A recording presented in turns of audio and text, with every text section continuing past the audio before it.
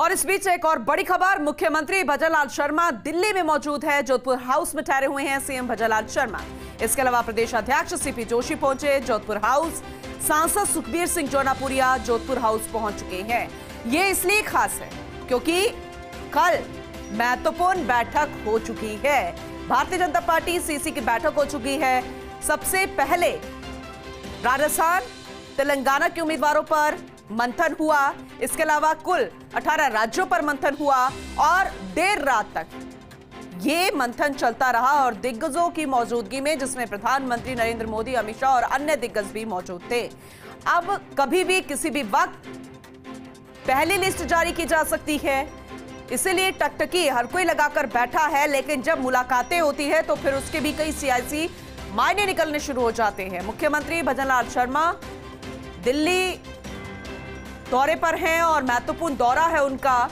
Jodhpur house में ठहरे हुए हैं, उनसे मुलाकातों का सिलसिला भी जारी है। जो नेता वहां पर पहुंच रहे हैं, जैसे कि बीजेपी प्रदेश अध्यक्ष सीपी जोशी भी मौजूद हैं दिल्ली में, वो भी उनसे मिलने के लिए जोधपुर हाउस पहुंचे हैं।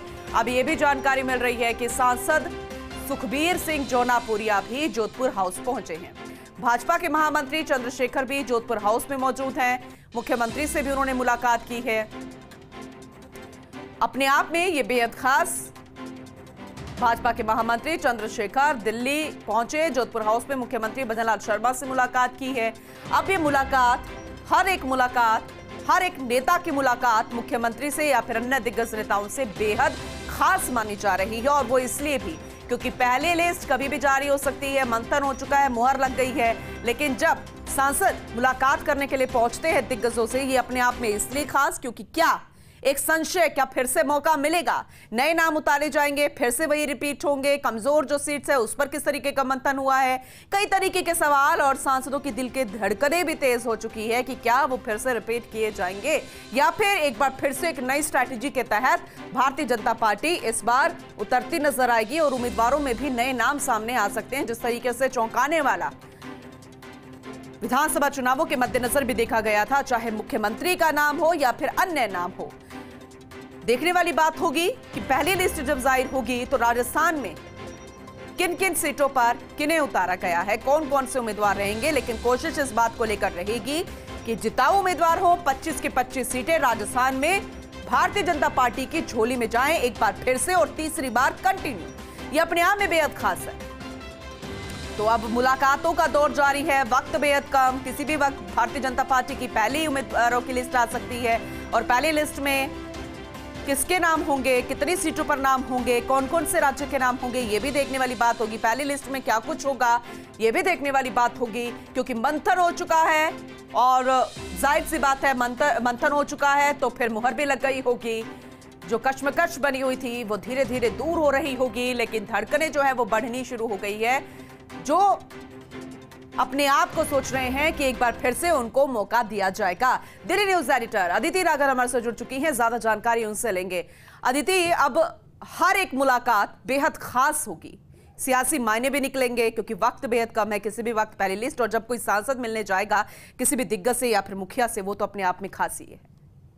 खास है क्योंकि जिस बात का जिक्र कर रही हैं, धड़कनें बड़ी हैं और सांसद जो उम्मीदवार अभी अपनी जता रहे हैं वो मिलने पहुंच रहे हैं। तो आप देखिए, आधी रात तक चली सीसी की बैठक के बाद भी जोधपुर हाउस, जहां पर अभी मुख्यमंत्री भजनलाल शर्मा मौजूद हैं, वहां पर सुखबीर सिंह जौनपुरिया सांसद जो है वो पहुंचे हैं जाहिर तौर पे अपनी उम्मीदवारी को पक्की करने के लिए, ये पता करने के लिए कि कल रात को जब बैठक हुई राजस्थान के बारे में, उस समय टॉक सवाई माधोपुर पे क्या कुछ कहा, इसको पूछने समझने के लिए मुख्यमंत्री के आवास पर पहुंचे हैं।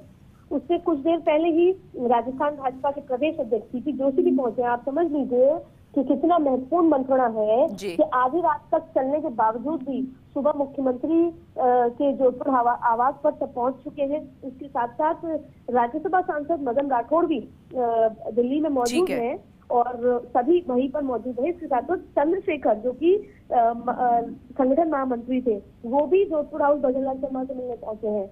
तो रात भर जगने के बाद भी सारा तांता लगा हुआ है। ऐसे ही दूसरे राज्यों की स्थिति है। आपको बता दें कि 3:30 बजे तक बैठक चली, 10:33 पर प्रधानमंत्री पहुंचे, फिर राज्यवार बैठक को अलग अलग बैठक को संबोधित किया, बात करी, राज्यवार बुलाया गया और 3:30 बजे तक की पूरी बैठक चली। और भारतीय जनता पार्टी एक बार फिर सरप्राइज एलिमेंट के साथ, अमूलचूल परिवर्तन के साथ 30 से 50% अलग अलग राज्यों में वैरी कर रहा है।